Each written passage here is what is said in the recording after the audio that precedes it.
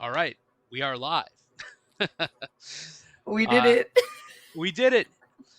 All right, welcome everybody to our third episode of Talking Crit. I'm your host, Chris. As many of you know, I'm the current Dungeon Master over here at Crit One and Done for our campaign, The Thieves Gambit. I just want to throw out a quick apology for being a little late. We were supposed to start at 8:30 Eastern Standard Time, but we had a little technical difficulty, and our lovely guest here helped me out. And I can introduce her, of course. This is Dungeon Mother Kir. Welcome. Hey, happy to be here. Some of you may know Kir is returning in a different capacity this time. She was a guest player in the Thieves Gambit, playing the treacherous Nadine Ally,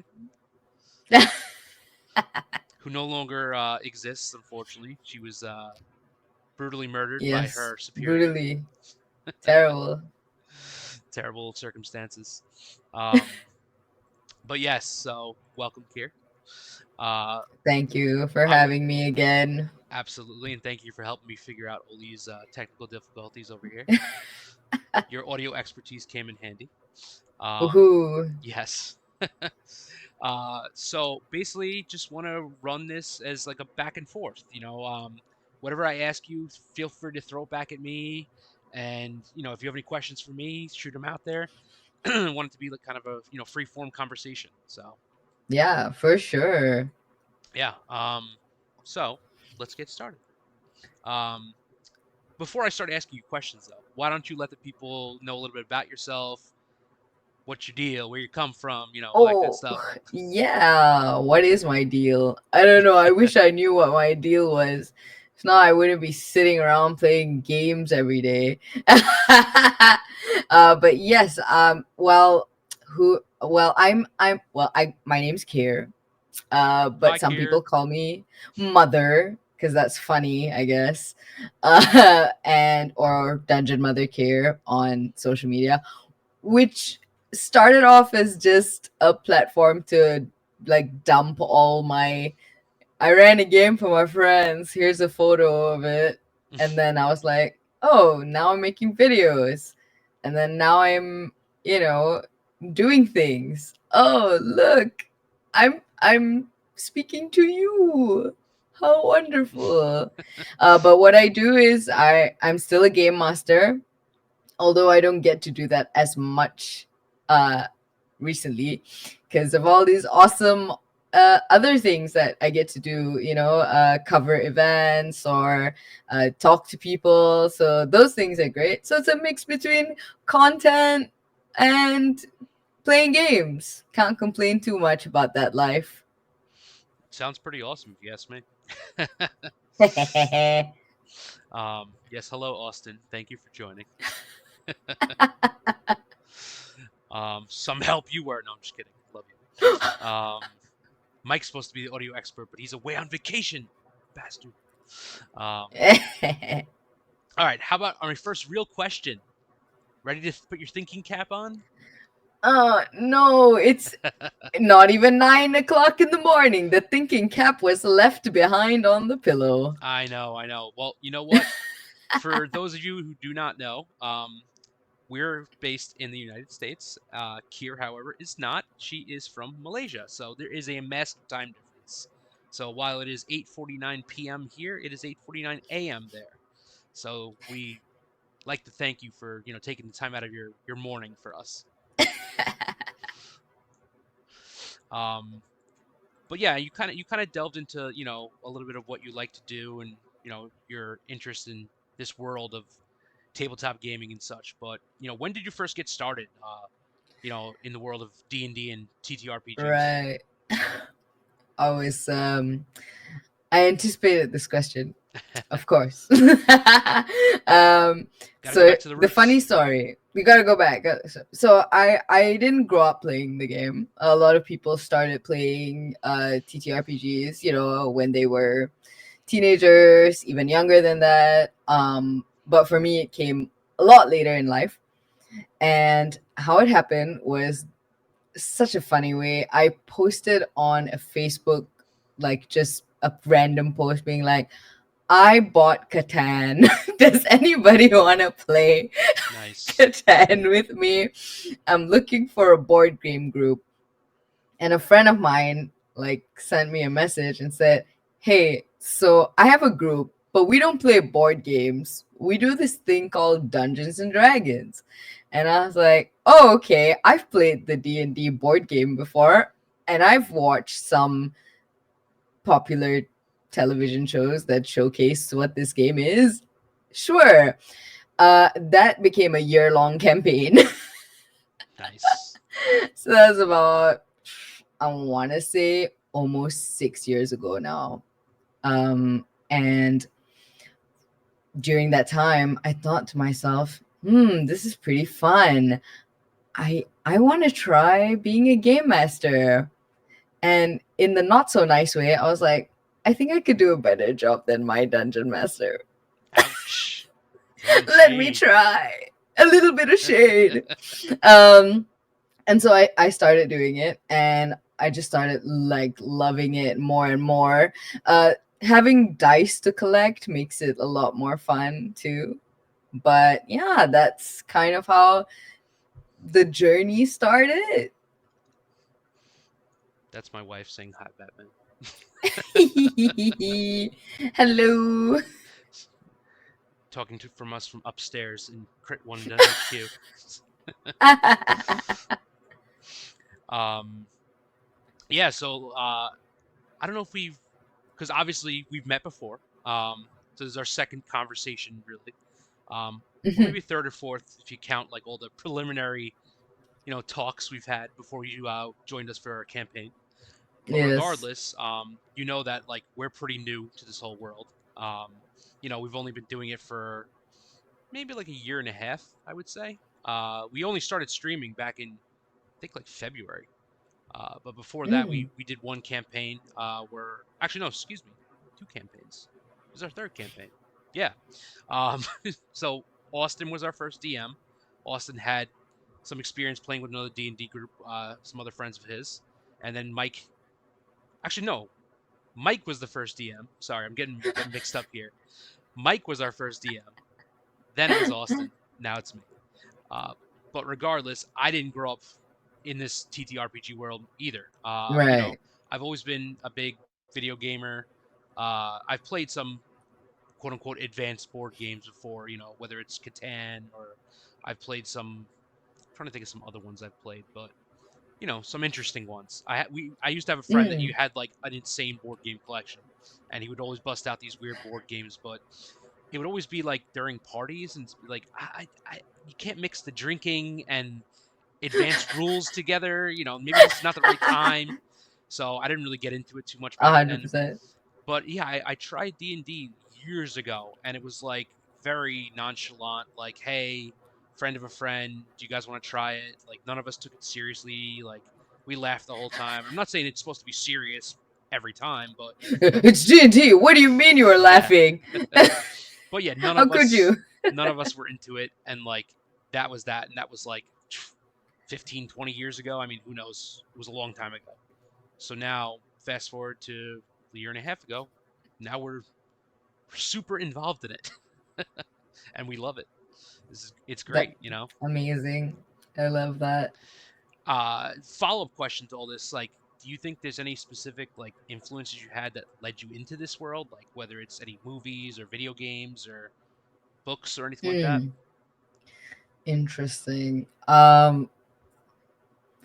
I don't know whether there's any like prior media that, I felt a certain calling to, because I know some people get into it because of like it gives the Lord of the Rings vibes or things like that. And I am a Lord of the Rings fan. Whoever zooms in on my backdrop will probably see some books on the shelf. Nice, nice. But it wasn't the reason. I think what really got me like I love this so much was just that experience, the role play experience. So if anything, I have a background in theater.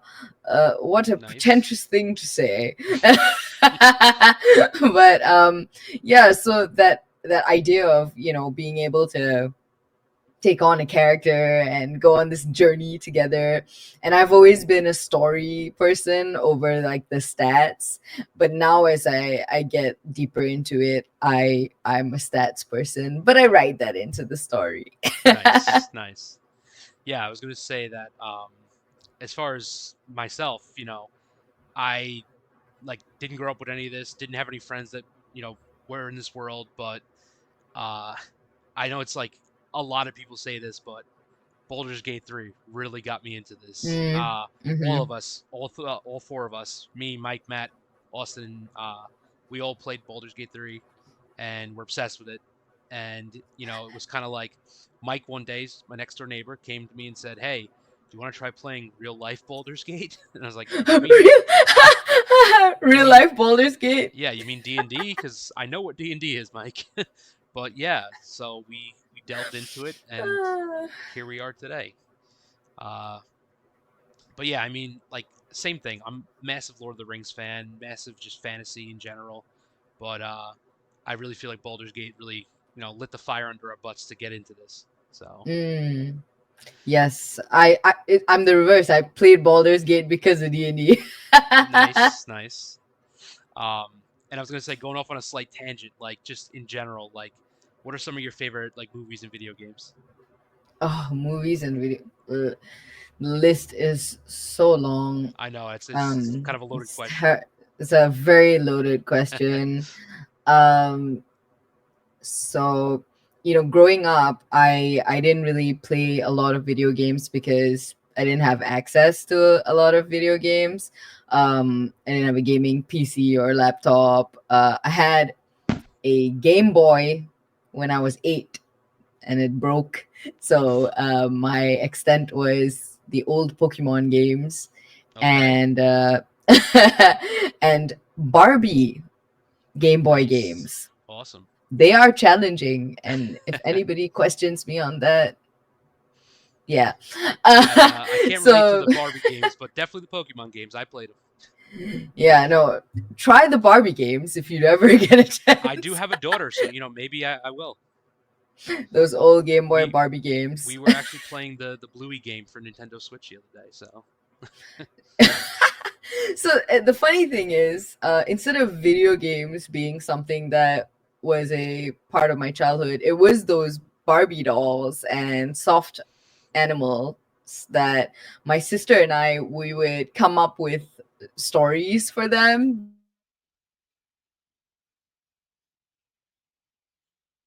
nope, did I lose you, Kier?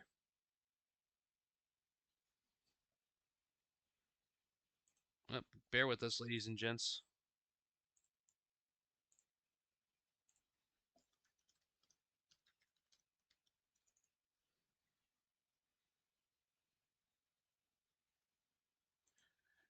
Just reaching out to her on Instagram.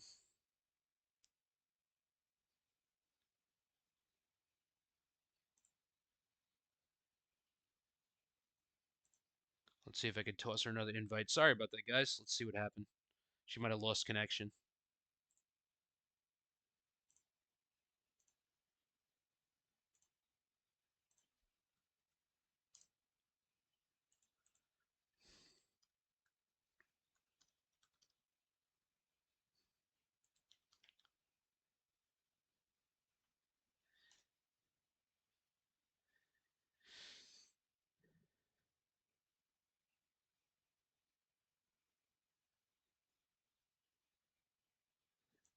You know, so Kier just said they just had a blackout there.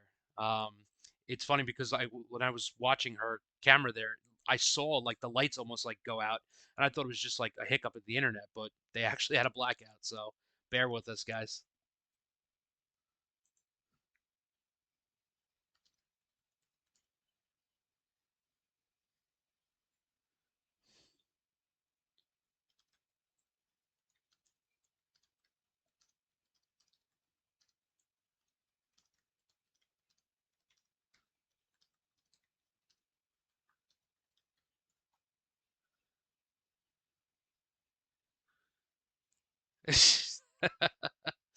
Nice, Mike.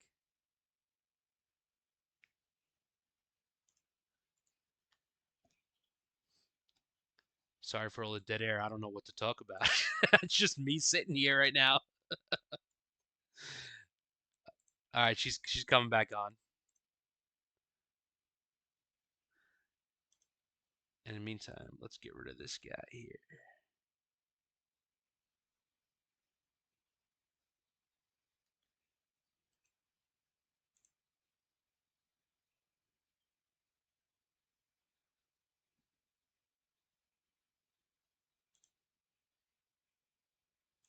Your innermost thoughts. Hold on. Get rid of this stupid advertisement guy.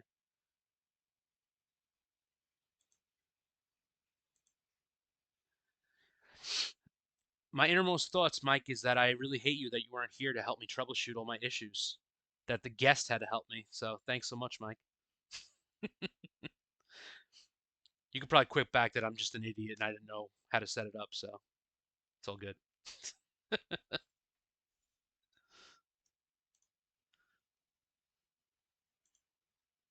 Oh, here we go.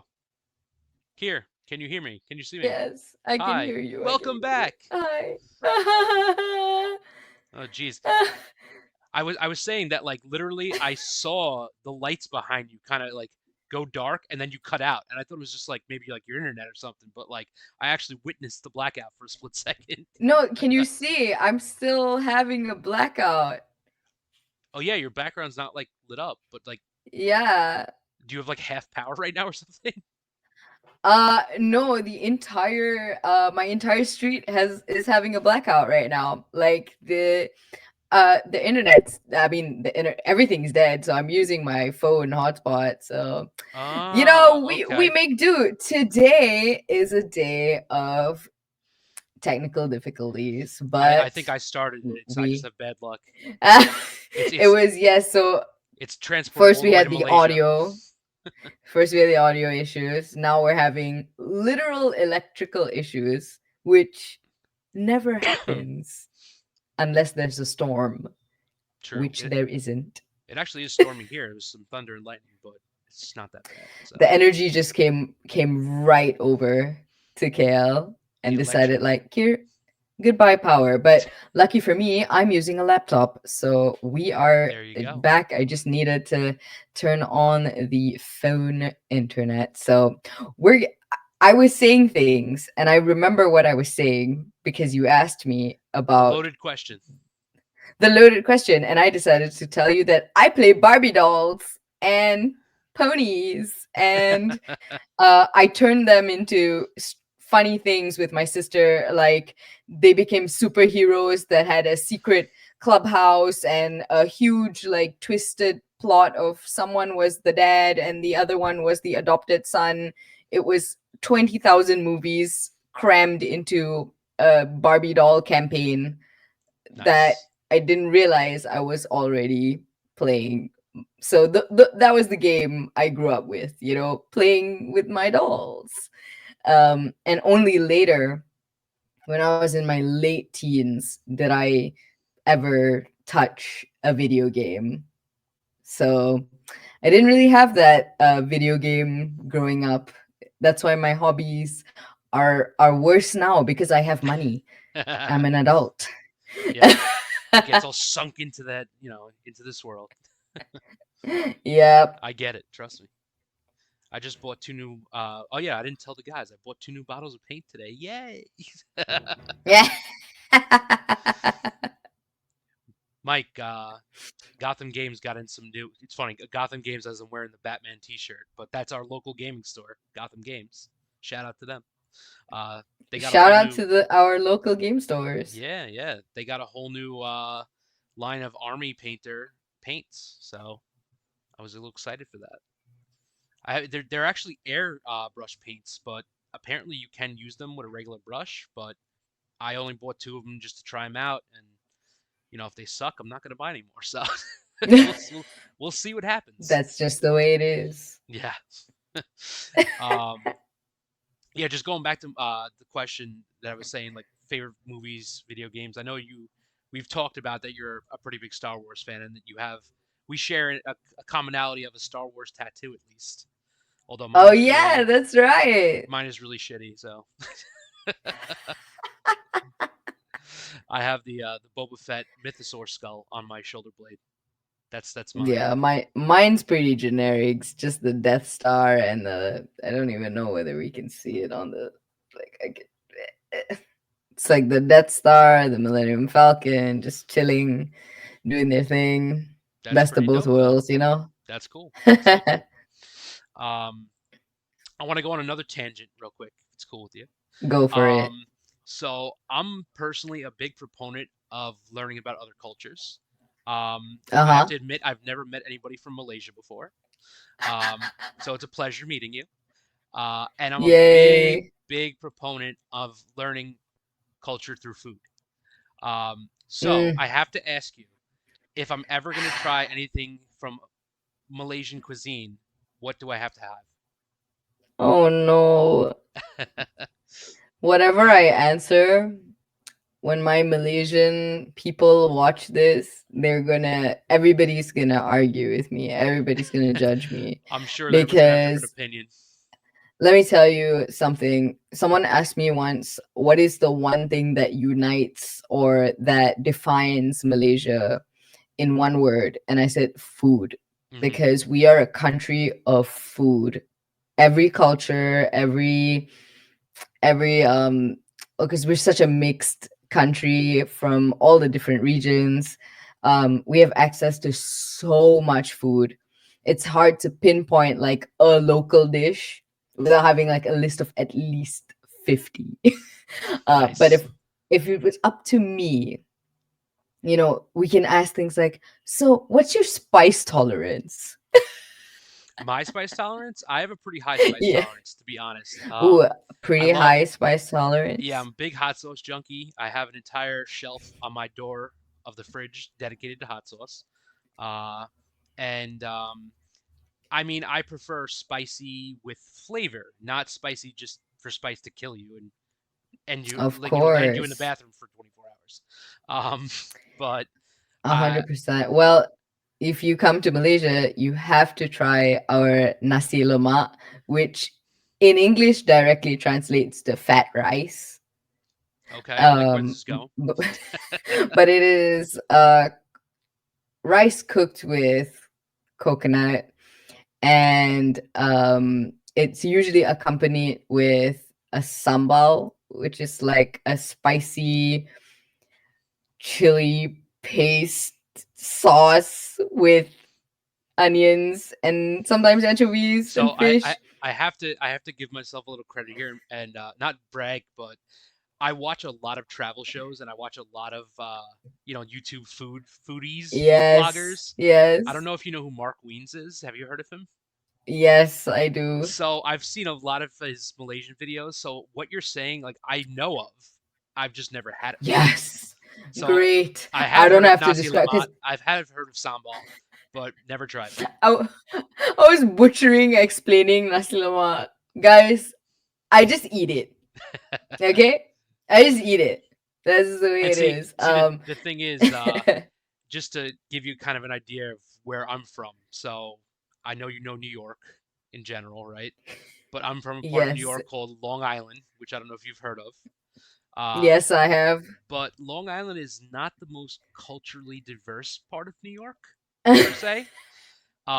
It's Okay. a lot of, strip malls with chain restaurants and pizza places. Like we have like hundreds, if not thousands, of pizza places. Like, I mean, who doesn't like pizza? But at the same time, it's Yeah. like overkill, you know? In fact, Right. I had pizza for dinner tonight.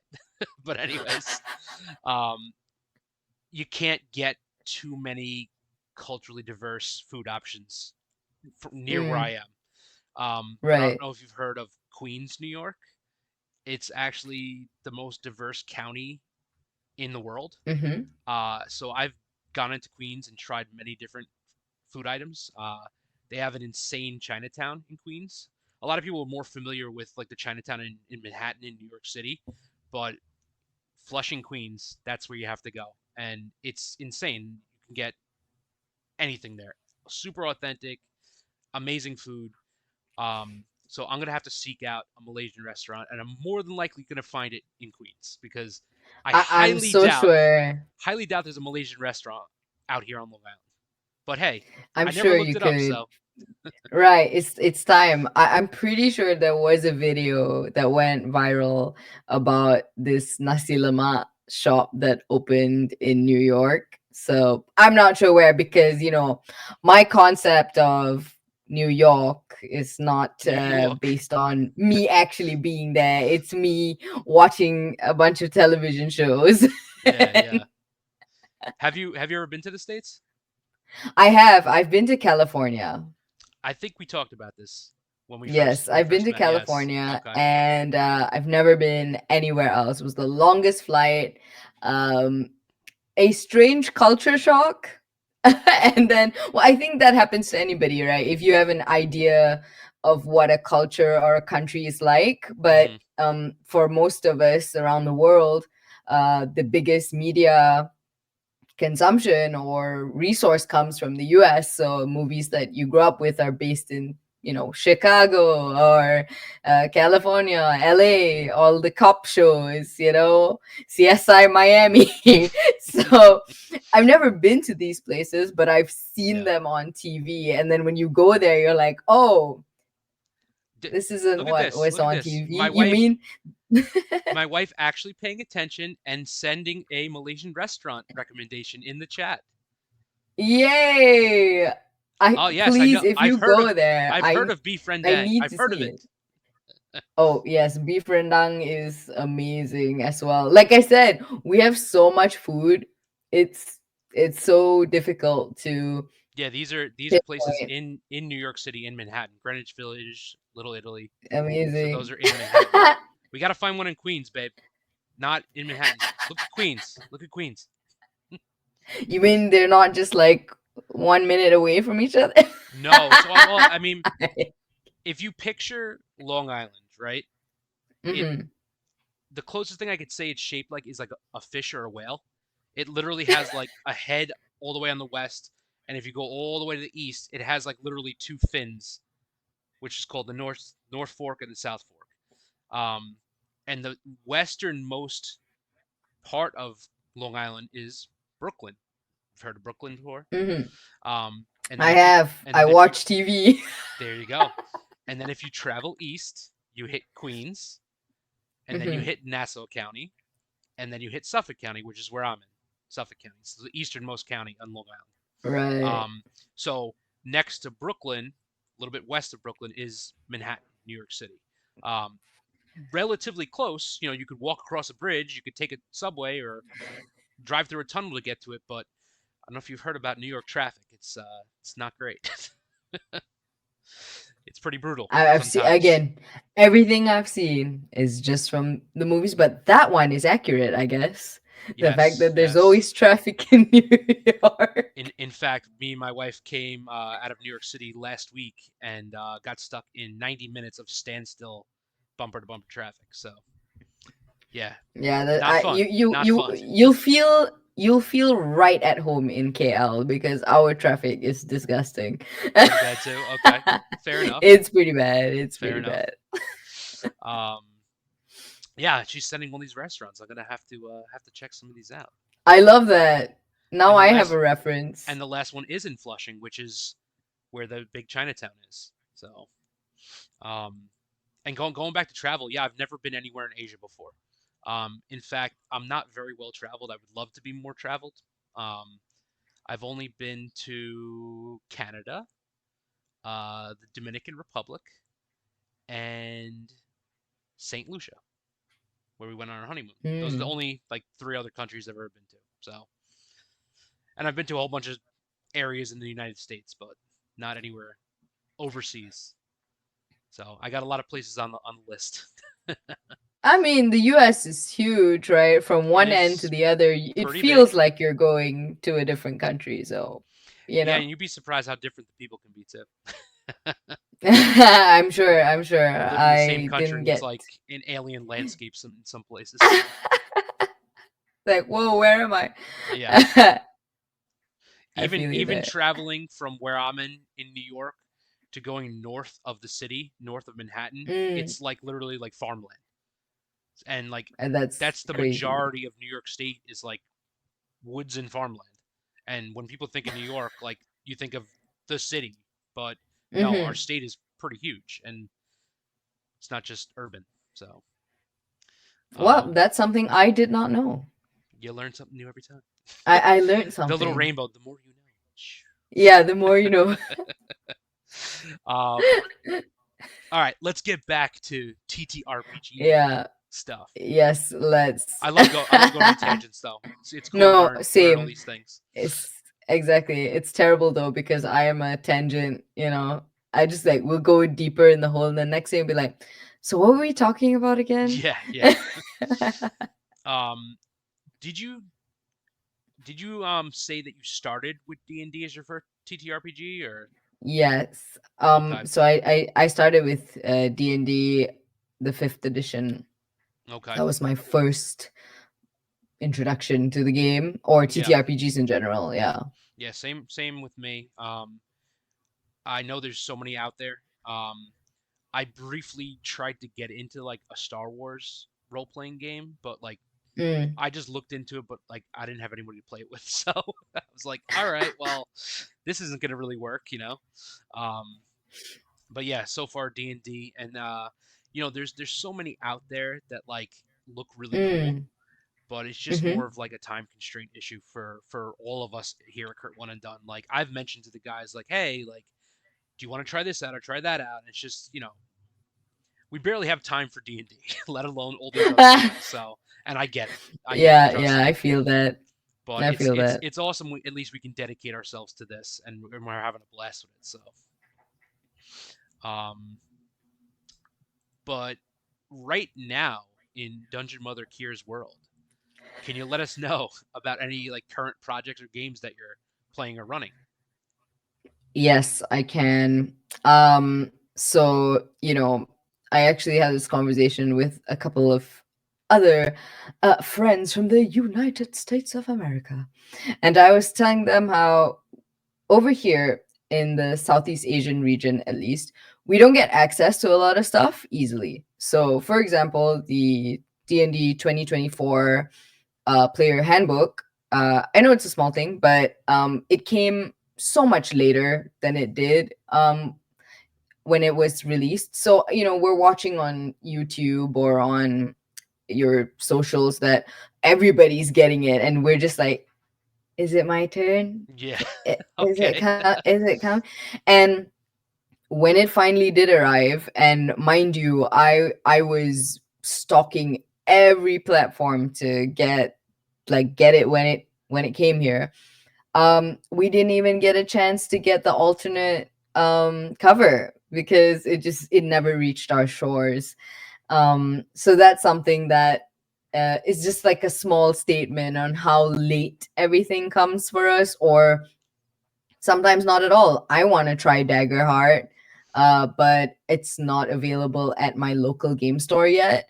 And so, yeah, I could probably find it online, pay an insane amount of, a shipping fee. But one thing about the way that I operate, or I think, is like that's not a realistic or reasonable way to um have a hobby that I want to share with people around me. Like, hey guys, I got my hand on Daggerheart. I went all the way to blah blah blah just to get this, you know. Makes sense. Um, Yeah.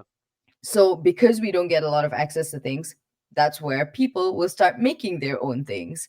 And one of those things is Kala Mandala. It is a cairn-based rules light TTRPG system created by Hey Centaur Games and Munkau. They're one. And it's a Malaysian made TTRPG. Uh, and it is a Southeast Asian inspired folklore inspired system. So all the stories and all the flavor texts are based on Southeast Asian culture. It is available for download on itch, I think. Yeah, and that is a system that I run any chance that I'm given to run a public game here, or if someone asks me, "Hey, Kir, can you like DM something and they give me free reign of a choice of a TTRPG, I'll pull out Kala Mandala because I look to, hey, we have stuff here too, and I have all these options in the world, but I get to showcase one. I'm going to promote the local culture and my people, you know? Yeah, no, that's really Yeah. cool. I don't think a Long Island TTRPG would be very interesting to anyone. A You lot of never know. I'm sure there are some a lot of inspired by it. fist Yes. pumping and bacon, egg, and cheese sandwiches. I don't really know what else Long Island's known for. I don't know if any of the guys can back me up here, but it's funny. You actually touched on my next question of how is the TTRPG community where you're from? But Ooh. When I first started playing, there were little pop-ups here and there. A lot of kind of piggybacking on anime conventions, or having little like small clusters of groups. And since then, all the way till now, we have such a growing community. I think it's getting larger every day. I meet more people who are interested in both D&D or just TTRPGs in general. um we have stores that run D&D. We have shops, we have dice makers, we have so many fun and awesome things. So the community, it just keeps growing, and that's great for me because that means I have access to things a little bit closer to home. um Access to community, access to products. Like I'm a dice goblin, like a die-hard dice goblin, and I like myself some special shiny rocks. So not only do I have special shiny rocks, but I can pull up, something and be like, this thing, it's made in Malaysia. nice. Yeah, I got my dice over here, right behind me, in my little carrying case there. Matt's our resident dice goblin, though. He's got an insane amount of dice. Um, he'd I probably love say not that. enough, but It's never enough. never enough. And actually, sneak peek, we're going to be announcing that we have a dice sponsor. So that's going to be soon. Woohoo! Yeah, we met a really cool dice sponsor from Australia, I believe. Um, and we partnered up with Amazing. her, and she's making us some custom sets, and we're gonna be able to showcase those and promote her. She'll promote Yay. us. It's awesome. This just this community in general. Like, I mean, I knew it existed, but wasn't part of it. Didn't necessarily have interest in it previously, and now it's like, just creating this Instagram, creating Crit One and Done. Mhm. We've met so many people like yourself and other people even local to us. We attended our first convention a couple months ago. It's a local Long Island tabletop convention. Uh, we're trying to make plans to go to some more national conventions. Um, oh, cool. Thanks, Kier. Yeah, everyone check that Yeah. out. I'm definitely going to check it out. It sounds really cool. Um, but yeah, I mean, there's like, I feel like with any hobby, there's always like a community that evolves around Right. it, revolves around it, but you don't really know about it until you're part of it, you know. Oh Um, yeah, so 100%. now that we're involved, it's like sometimes Yeah, it's like, it's mind blowing how big it is. How many people are whoa, involved. Yeah, so many friendly nerds. I know, I know, it's crazy, Just a gang of nerds hanging out together. and it's like all different people. Like I walk in. Yeah. I actually our local gaming store is right next to one of the pizza places we go to like frequently, and I went in to pick up some dinner, placed my order. I said I'll be back in a few minutes. Walked on over to the gaming store, went in, and the first two people I see sitting there are like two men that had to be probably in their like late 60s, early 70s, like playing some kind of tabletop game. And I was like, oh, that's pretty cool. And then like in the back of the store, there's a whole bunch of people playing Magic and like Hehe. yeah, there's just like it's all over the place. It's really cool to see like such a diverse like community. Um, Right. I'm gonna ask you another loaded question now. Oh no. Would you say you enjoy being a game master more or a player? Ooh, ouch. Mm. I enjoy being a player. Yeah. Yeah, I enjoy being a player more, but I'm really picky about my game masters. Okay. Okay. Fair enough. Yeah. I think they're like I still enjoy like I think they're like and it's like a little bit, but the part about being a player that's fun is that I don't need to do the math. Yep. Very true. And hey, you know what? You know what? I'm gonna put you on the spot. What did you think of me as a game master, as a DM? And I know you only I joined had us for a so brief amount of time, yeah. but It was brief, but it was special. because I'm a Uh first time DM, and yeah, I feel exactly. like I know nothing. I feel like I mess up a lot. I feel like I stumble a lot, but I'm having a blast doing it, which is I think the most important part. I yeah, no, 100%. I think like first of all, there was so much care put into the before I got in. So like coming into the game, I pretty much knew exactly what needed to happen. The story was interesting. Like there was a lot of things happening. I've been in games where we're a little bit like just staring and like waiting, but in this you have Awkward a very silence. strong, yeah, you have a very strong story. I don't think we had any bouts of silence. There was the narrative was there, and that's the most important thing for me. It's like when the story is there. I mean, that combat was so fun. And making combat fun is one of the hardest things to do, because combat, even I struggle with it. Combat can be very much like, okay, bandit number 70, Yeah. he's Yes. coming at you and he has 30 HP. And what do you do? Like, That so bandit's to gonna use make the same multi attack he used the last 3 turns. Yeah. lifestyle, woohoo. So sometimes having the storytelling part of being a game master trumps any statistics.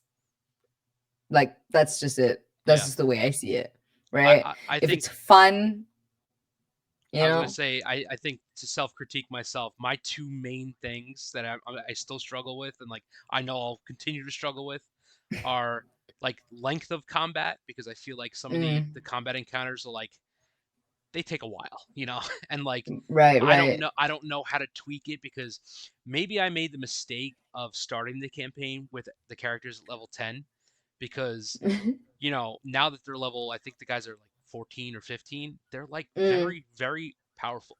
And mm, and it's hard because I feel like I don't want them to just squash everything they encounter, but at the same right. time, I don't want everything to be like a bullet sponge, where it's going to take them like 30 turns to kill it. Um, Yep, yep, so yep, I always yep. try to find that balance, and I'll be honest, like, have I been inspired by the monster manual? Yes. But have I really used it? No. I AI generate almost all of my monsters, and I tweak them based Mm, on that generation. So, mm, um, and then I was going to say my other thing that is I think every DM struggles with, or every GM, is improvisation and the players not doing what you expected them to do or what you want them to do. right. Yeah.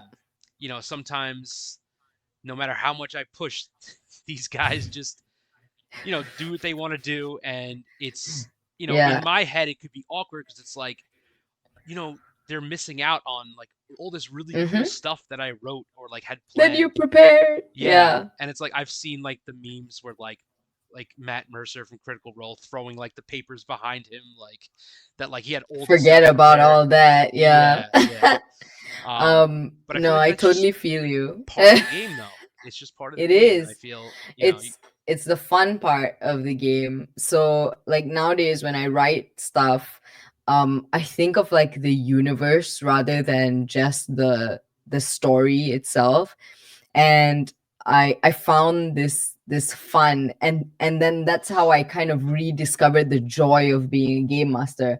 And the joy of being a game master is that you don't know what's going to happen either. Mm-hmm. Sometimes there's this little part of us as humans, that we don't like uncertainty.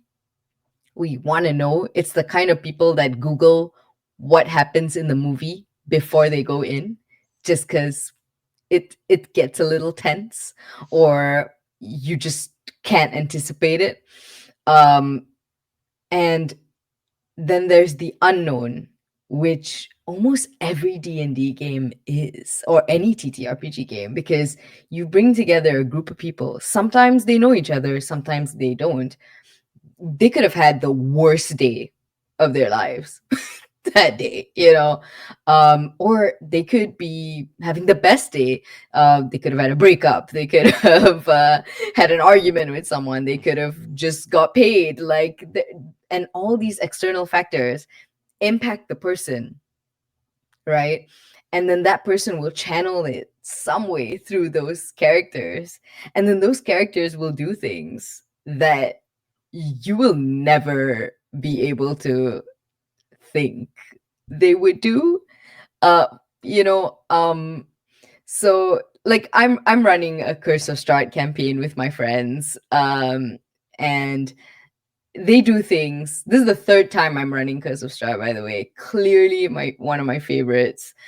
um but they just do things, and I'm like, you know what, sure, because it's fun and Yeah. I have fun, yeah. So that's how I feel.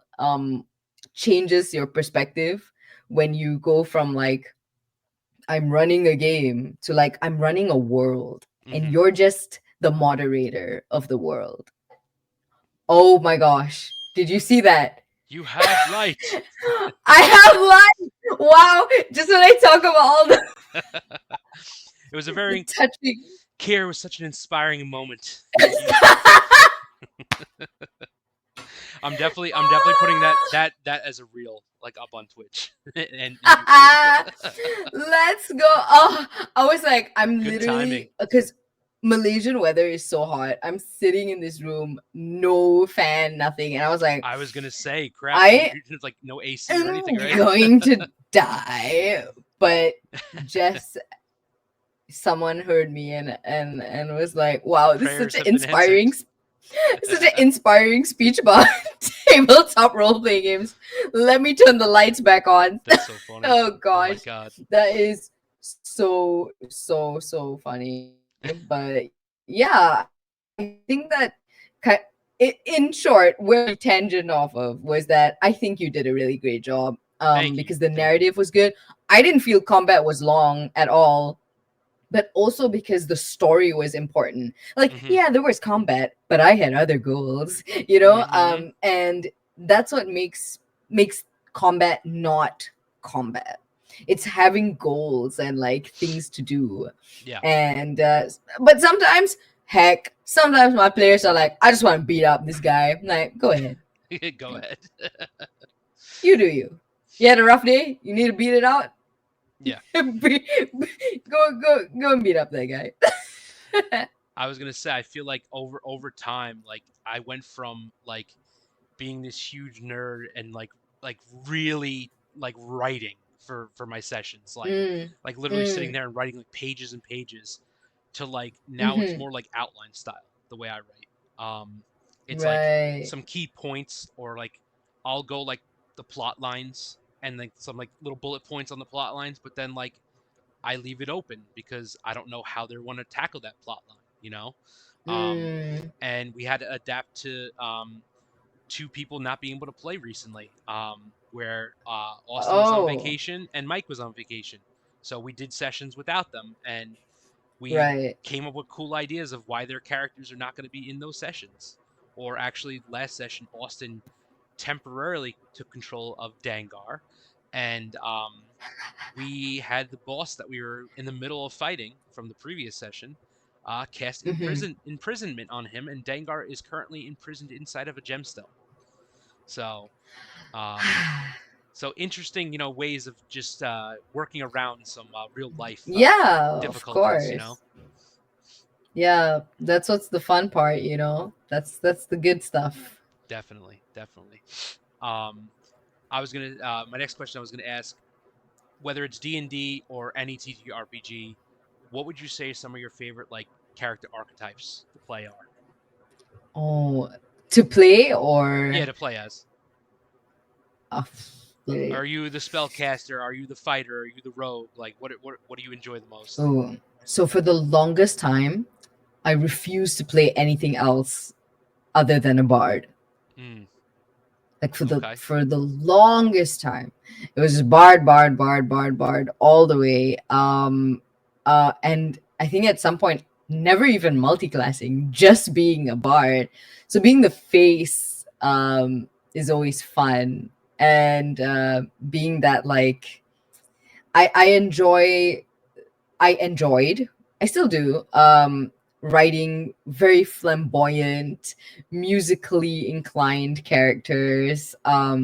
My most famous one is Bartholomew, my Tabaxi um, bard, who It, is it just, it took me a split second because it's been a long day, Bartholomew.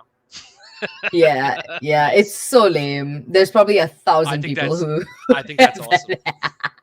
But you know, he's so special. It's Bartholomew the Third.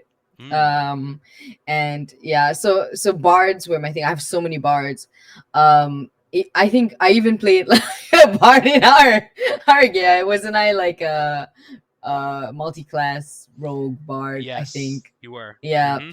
typical care. Typical care. It's like I can't let it go. You know. Yeah. But recently I've been exploring other this sounds so funny. It's like, oh, I'm so used to eating pizza, but now I'm trying out, you know, a different flavor. I'm being different. But I've been playing more. It started because I wanted to learn how my player was trying a new like a class I wasn't familiar with or an archetype I wasn't familiar with. And I wanted to help them, so I decided I'm gonna build my own characters based on that and then see where that goes. And so now I'm doing all these weird multi classes, weird like combos. And my recent favorite combo uh is definitely somewhat a rogue bard. It's kind of classic, but I do like the idea of a criminal musician. That's That's always definitely a cool fun. combo. Yeah. Yeah, it's a great combo. And yeah, just trying out the rogue life. I've played like since we had you had me on the game. I've played a rogue in four different games, and you'll be Nice. proud of me. I wasn't multi-classed with a bard in all of them. In Oh, okay. some, All I right. was All right. just a plain old rogue.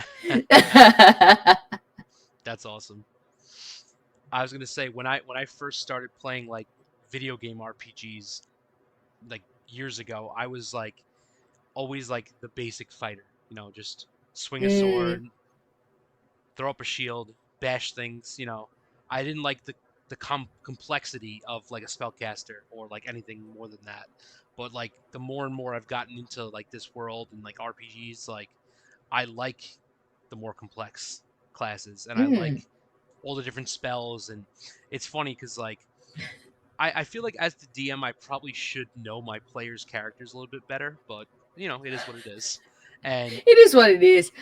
We're not a computer. We can't like I know, but have everything, you know. I didn't tell Mike this, but when me and Austin were discussing like how to have Dangar like imprisoned in the gem, and also like how everything was going to play out with Mike not being there and Austin taking over for Dangar temporarily, I pulled up Dangar's character sheet and I was like, holy mother of God, you have a lot of spells. Like I was like, oh my God, so many spells. And I mean, yes, a lot of them are repeats because first level, second level, whatever. But Mm-mm. just the amount of like different things he can do as a sorcerer, I was like, that's pretty crazy. And like That's I pretty I like crazy. that stuff. Um So, it's funny because like I feel like at least two or three of these questions, it's like you've almost predicted the next question. Because like Ooh. my next question was going to be like, were there any specific moments like during games you've enjoyed the most? And I feel like you talked about like being able to play these like bard type or rogue type characters. Mhm. Um, but how about going opposite direction? How about the least enjoyable moments in the Oh TTRPG no. world?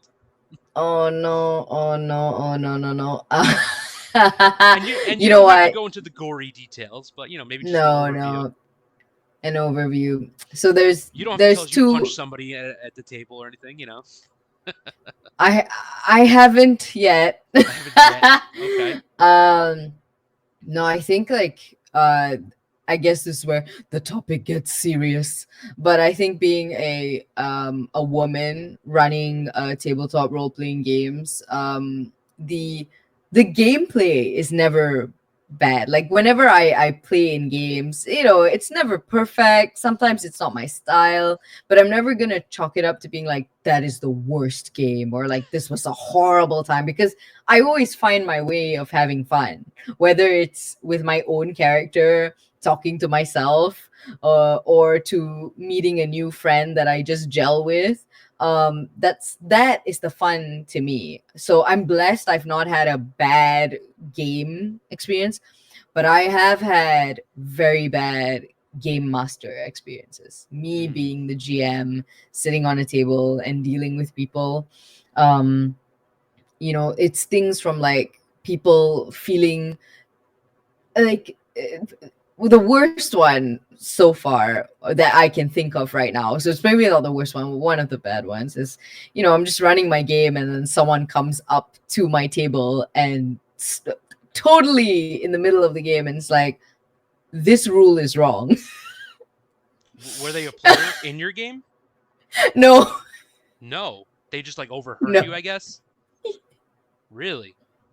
yeah. Got And some balls on them, as we say here in the states. literally though he did, because it was a man.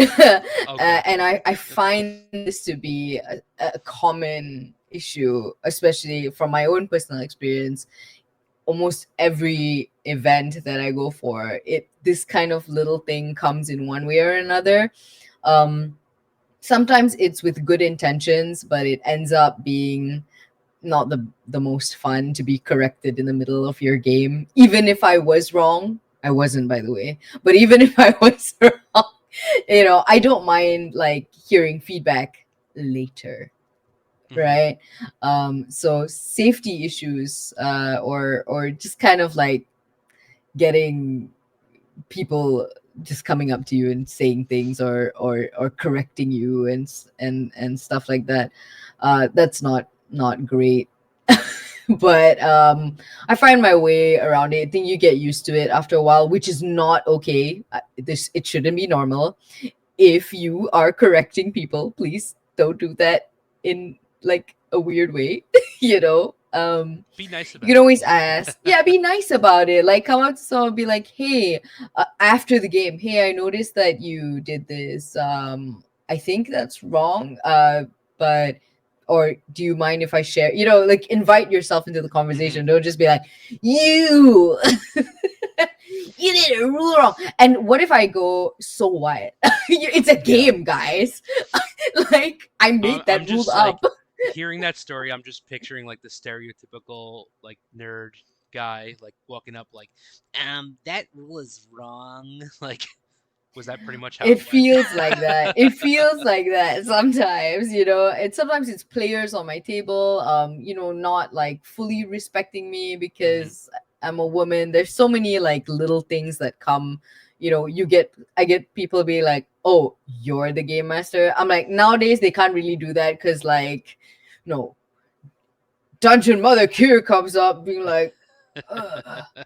But for a while, I'd walk into an event and people would confuse the man that I walked in with being the game master, and I'm literally holding the books.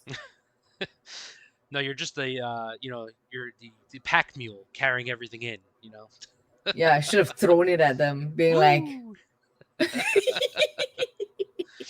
Yeah, that's the bad stuff, which is sad because this is a game. It Hmm. should be fun. It should Yeah. be a welcoming community to Hmm. like new players or people of different races and genders and everything. Like it's a game. I know. I know. It, And it's funny because personally, speaking for myself, like I think it's awesome that all different people of genders, races, religions, whatever it may be, are into this, like into this hobby. Um, and exactly. and it's like harder to find. I feel like a lot of females who like these kinds of things. Um, and I could actually share with you kind of a funny story of when we first were going to start this venture, or towards the beginning of it. We were looking to add more players to our Crit One and Done team, and we wanted to make it a little more diverse. And we really wanted to try to find, a female to join our team. And in all honesty, our wives are not into this. Like, we get it. My wife is not going to play D&D with us. Neither is Mike's or Austin's.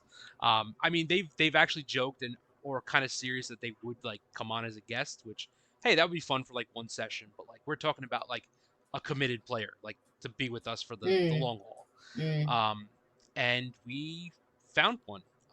And it was someone local that actually messaged us on Instagram, reached out to us and said, "Oh, you guys seem like a really cool bunch. Like, I've always wanted to play D&D, but I don't know much about it. Blah blah blah." And we went through the process of meeting this person, and she seemed really cool, and everything was going great. But when it came down to it, like, and in all honesty, like, so we play D&D at my house.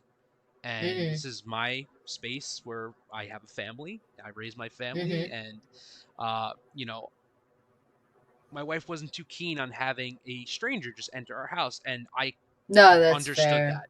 A I hundred completely percent. understood Yeah. that because you don't know who these people are. They may seem nice, but next thing you know, you have an axe on your back, literally. like Yeah, yeah, I mean that goes for any, yeah, strangers in private spaces. That's scary for anyone. yeah, I and get like it. Yeah, just feasibly, we can't like relocate. I mean, like this is our permanent space now. Like you've yeah, seen our I get setup. it. Like we're not moving Yeah, anywhere, yeah. and we're not playing I publicly think either. it's interesting. The there are I hear this a lot. People are like, "Oh, there's not a lot of women who play D&D, or there's not a lot of female D&D players." I'm like, there are. They're just not playing with you or Yeah, near you, yeah. or in public, because the space is just not made comfortable for them. You get people looking at you funny or making weird comments, and nobody should have to put up with that. Some people do. I'm not to say I put up with it, but I actively fight against it. But I don't expect everybody to do that, and I think that that is the main reason why we don't see a lot of women going into LGS, and just publicly enjoying the space, because when they go in, I play Magic the Gathering. I sometimes I go into a store and I make a bet in my head. I'm like, so I'm gonna sit here for like maybe 6 hours. How much do I want to bet that I'll be the only woman in this store till it closes? And most of the time I am, unless I call my girlfriends and I'm like, "Hey, can we do an all women's pod, please? Because I feel weird here." So it's not a matter of there's not enough players. It's just a matter of like, what are we doing to bring them in, or to make the space more inclusive and more diverse. So that's something that I feel very strongly, as a woman myself. Like, it's let's make the world a better place. Yeah. Again, it's like you're predicting like my follow-up questions because my next thing was going to be asking you about your podcast, Fem and Fate, Oh which I did yes. watch a couple of those episodes, and basically just wanted to ask. So, how did you and am I pronouncing her name right, Lali? Yes, Lali. Yes. How Yes. did you guys meet? How did you get started with that whole venture? Oh yeah. So Femme and Fate was kind of built on the fact that we literally felt like there's no one that looks like us or sounds like us in the space. over here. And we felt like we wanted to make something that we don't have to answer to anybody, we don't have to do anything, and we can just make content at our own pace. We can run events under our own brand and our own flag that follows the values that I believe in and that she believes in.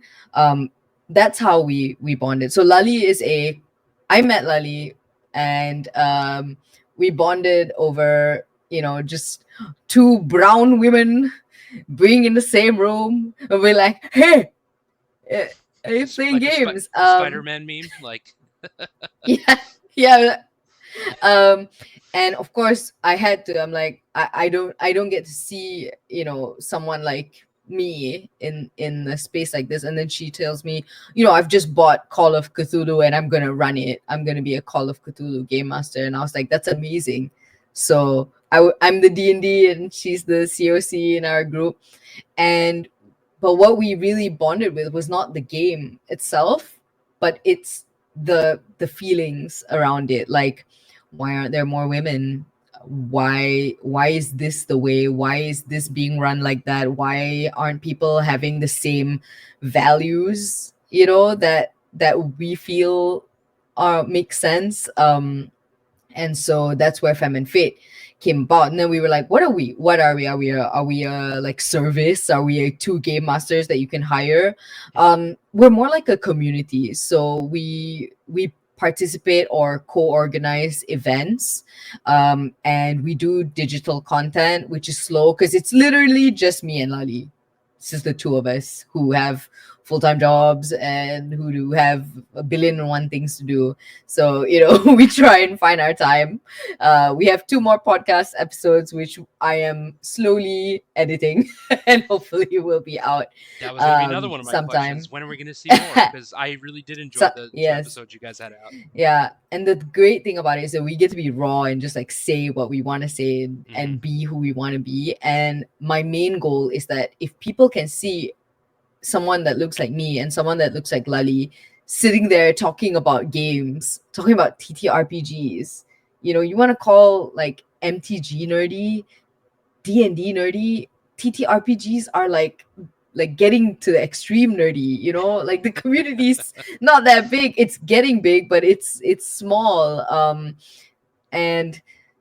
And we're just talking about things like that, talking about our experiences as women in the gaming industry, Malaysians in the gaming industry, like being Southeast Asian and stuff. And Lali lived in the US for a very long time as well, worked there and stuff, so she comes in with that perspective too. And we just bonded over that. I'm actually gonna go see her later to play games. Nice, awesome. um, and the podcast came about because I was like, let's just like yap, because I feel, and I'm just like, we say this all the time, but we feel like we're the most entertaining people in the world. I think everybody does when they're like talking, we're so funny. And we're like, what if we just like actually recorded our sessions, because we can sit and talk for hours, the both of us. And so that's what it felt like. It was just like, what if we just record this? And so we started doing that, and there will be more to That's come. awesome to hear. That's really cool. Um, yeah, I was gonna say I'm the same type. Like once you get me going, like my wife always tells me, she's like, you don't shut up. I was like, calm down.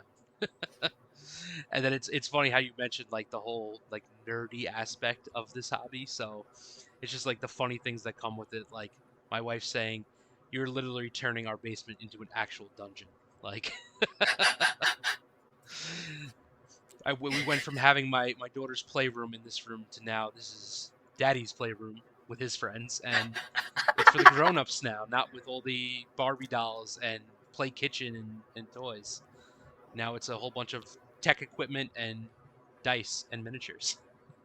You can add the Barbies back to the Maybe miniatures, I could maybe use them as like giants, like like marauding through a town or something like Yeah. that. That'd be kind of cool.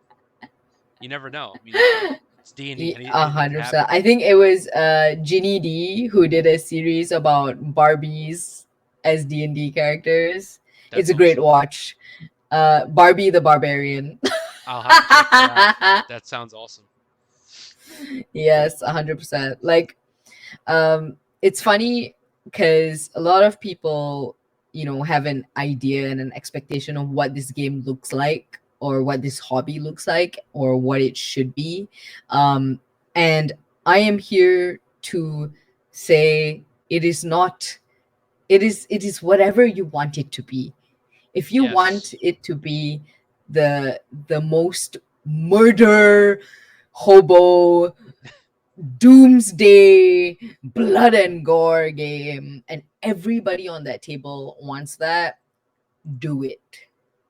And if you want to be a pink pony princess who has Pink the Pony Club. most, yes, who has like the prettiest dice and too many notebooks that you'll never complete with stickers all over it, you do that. Like, nobody's gonna tell you how, and nobody should tell you. Not nobody, people will tell you, but you don't have to listen to them. You just have to, if you're having fun and nobody's getting hurt, that's an important thing to say. But if you're having fun and everybody's having fun, isn't that what games are? 100%. That's completely what I agree with. It'd be funny if like your power just went out or back on. I know, I know I you said was that just too. gonna say, Such a I such actually got a bit. such inspiring I got a thoughts bit this evening, concerned. Bakir.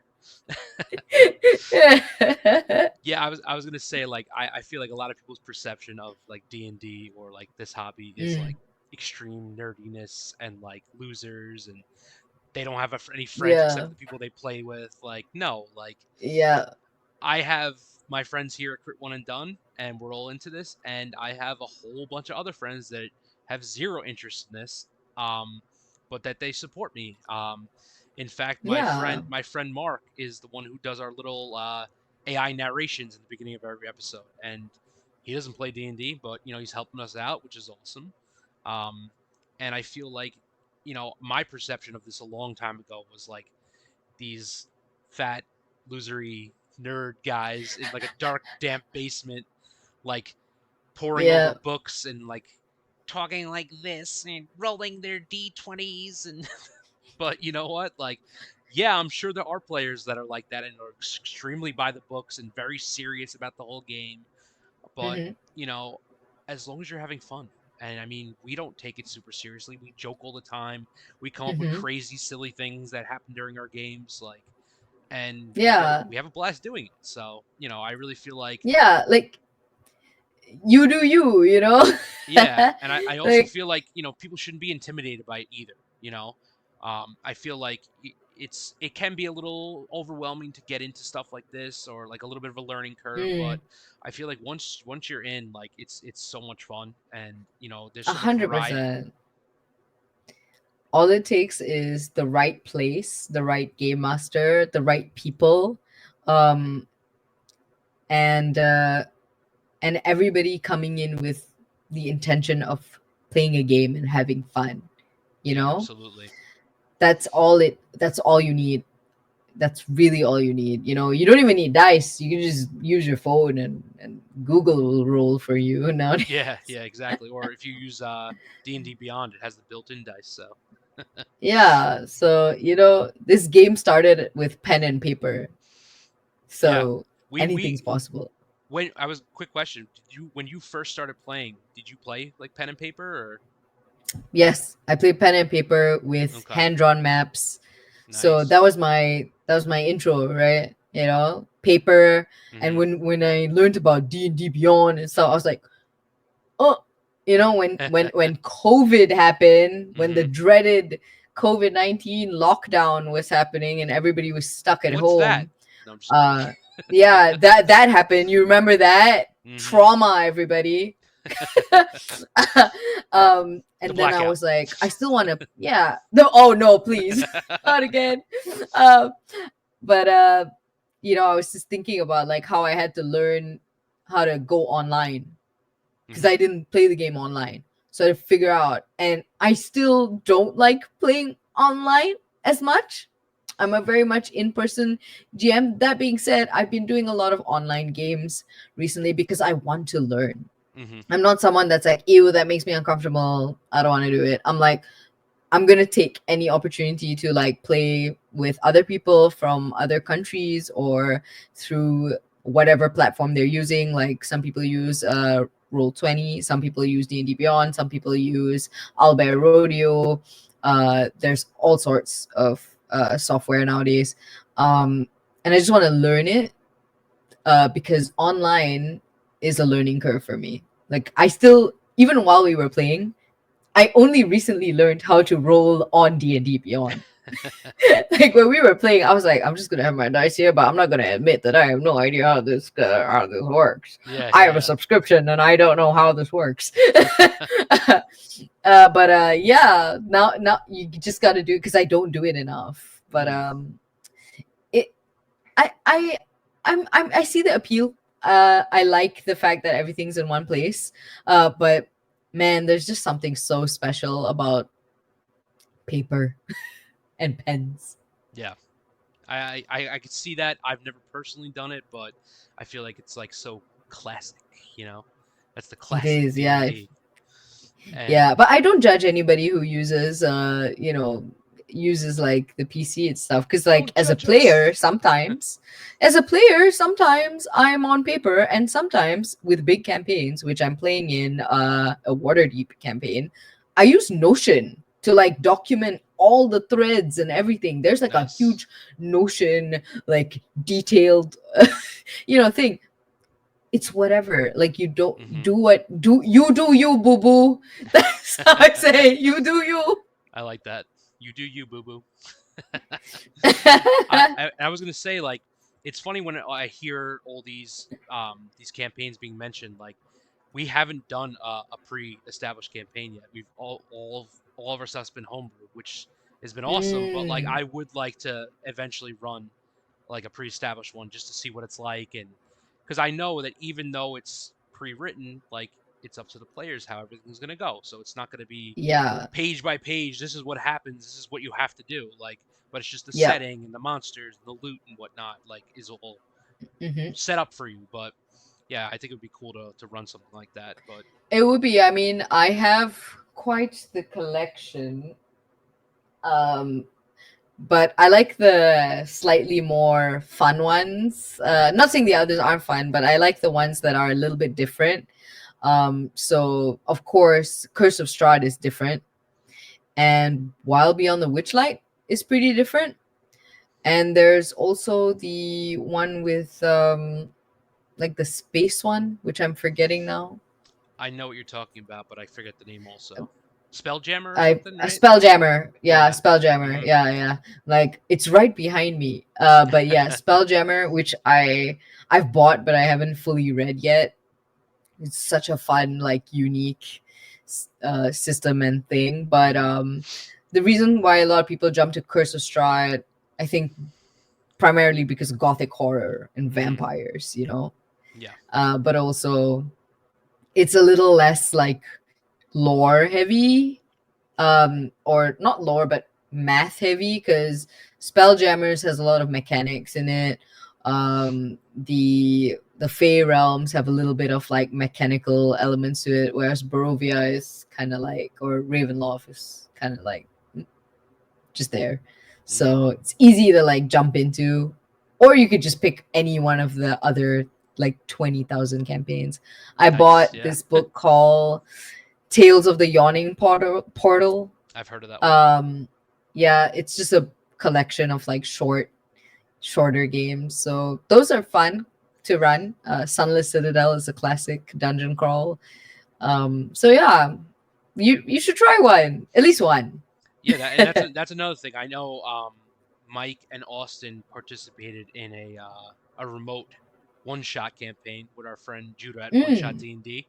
Um, but we have yet to run a one-shot ourselves, so that's definitely something we want to look into in the future too. Whether it's a single session or just a very short campaign over a couple sessions, But yeah, um, there's so much great stuff out there. Oh yeah, it's like overwhelming how much stuff there is. Sometimes I'm like, I Hmm. don't know what to do. This is too much Yeah, information. I know. Way too much information. Yeah, and now that I've thrown Kala Mandala at you, I'm like, There's another give one. it a Like just try. too many things, Kir. Yeah, good thing about Kala Mandala is that it's easy to run because it's rules uh light. okay. So the character sheets are tiny. It's easier to die. Mm. And Munkao has also written. I think there's two adventures out on his uh on his pages, which are both like classic dungeon crawls with like fun, flavorful text. So those are easy if you want to look into doing something unique. Yeah, I definitely want to check it out. It sounds really cool. Of Something course, different. I have to wave my little, Malaysian flag at every opportunity. I feel like I'm a salesperson, but it's because this month is our national month.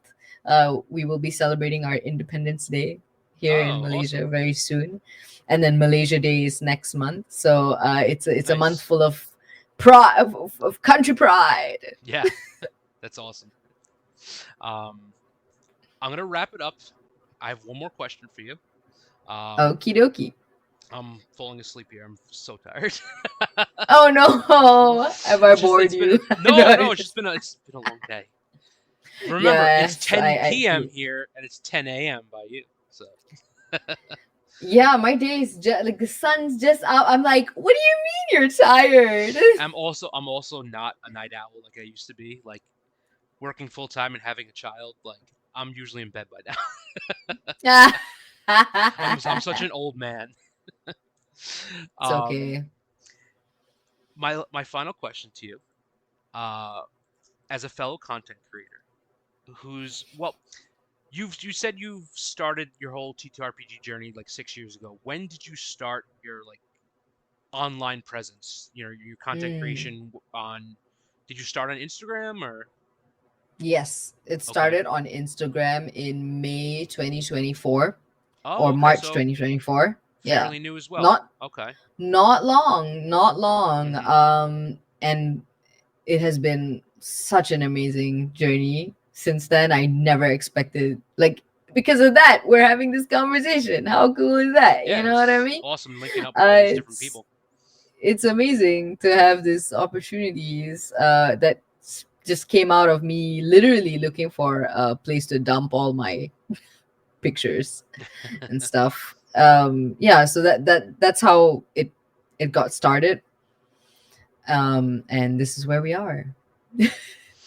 Yeah, I was gonna say like when we started like none of us like I mean we're not Critical Role. We don't have millions of followers, and I don't think we'll ever be that level. But I just think the journey we've had so far has been awesome. It's been awesome meeting people such as yourself, and like we were surprised how quickly like our following grew, and just with the amount Hmm. of people we've been meeting and being able to collaborate with and have sponsors. Like we didn't ever think we'd have sponsors. Like I mean, That's awesome. it's not like we're getting sponsored by like Nike or anything like that, but like Mm. it's still really cool, especially to have like local creators as sponsors. Our terrain sponsor, LR Terrain. I think the guy lives in like the next town over, which is crazy. So it's really cool to just like have that as part of our whole presence, and Hmm. we just wanted to ask you in general, like as a fellow content creator, like do you have any advice, suggestions, like tips, tricks, anything like that? It's a struggle even for me, because it's not the main Struggle gig. I is don't know real. if I don't know if it will ever be the main gig, because we have, like, we have bills to pay, we have, life goes on, but the passion is there, and gaming is both, can be both a career and a hobby at the same time. Same way music or dance can be both hobby and career. And because of that, the lines between, like, I love doing it and getting burnt out get really, really, get get real fast. You Mm-hmm. know what I mean? I'm feeling it. Like, I've been feeling it this whole, maybe like for at least 2 months now. I've been feeling it. Like, my posts kind of like got less and less, and I was doing more events, which means you don't have time to edit, you don't have time to shoot. I've had podcasts sitting in my, this is all like get real and raw, but like I've had all the footage just sitting in my drive being like, edit me, and I'm like, not yet. Shut I'm it back down. feeling, yes, I'm feeling ways. Shush. Yeah. Um, and just like, you deal with life, right? People forget that you have a life. Like you were just saying, you're a dad, you've got a family, you've got these things. Of course you're gonna feel tired or burnt out or whatever some days, and it's the same for me. And I think the biggest tip I can give is give yourself grace. Like give yourself that, be kind to yourself in those times, because that can be a really like the world is not the friendliest place to be in. You could lose followers by just not posting in a week, and sometimes that can feel like the worst thing ever. But to protect your peace and to protect your sanity and your mental health, and by doing that, by taking care of yourself, I'm actually saying this because I'm trying to talk to myself a little bit too. You're pumping But yourself up. by doing that, like you will be able to allow yourself the room to do more and feel more and write more. And I feel like I needed to hermit for I ghosted people. I was just like, I'm just gonna like be in bed for like a long time. And then I come out and I'm like, okay, I'm back. So be kind to yourself in this chaotic modern world of social media and technology. Be kind to yourself, because not everybody will be kind to you. So you must always be kind to yourself. And that is the best advice I can give, I think. Wiser words could not have been said. Dungeon Mother Kir, everybody. That was an awesome interview. I wanted to thank you so much for taking the time and spending it with us here at Crit One and Done. Uh, tell our viewers, how can they find you? Uh, what do you got coming up next? Well, you can find me at Dungeon Mother Kir. And from there, you can find more links to find me on whatever platform you prefer. Um, you will find things like fun videos, skits, maybe reviews, and a lot of me just yapping. That's what you can expect. Um, and what's next?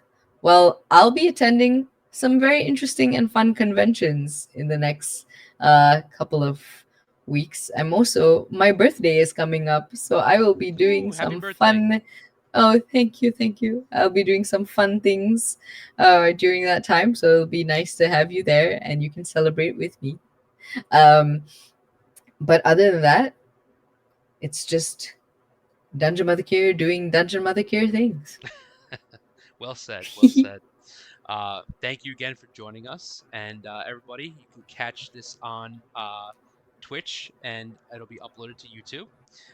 And also, if you want to watch any of our past episodes of our current campaign, The Thieves Gambit, as well as these Talking Crit episodes, follow us on Instagram at Crit One and Done. And thank you again, Kier, and enjoy the rest of your day. Thank you. Bye. Bye.